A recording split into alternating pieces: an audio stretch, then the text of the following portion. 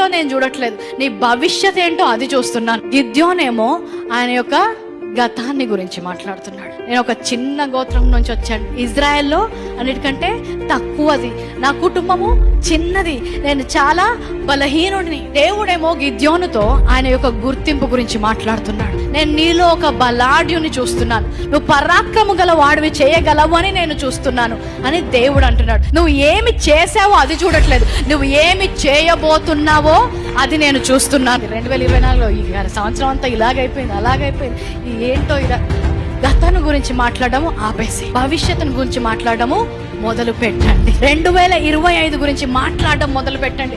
పాత ఏమైపోయిందో దాని గురించి దేవుడు పట్టించుకోవట్లేదు.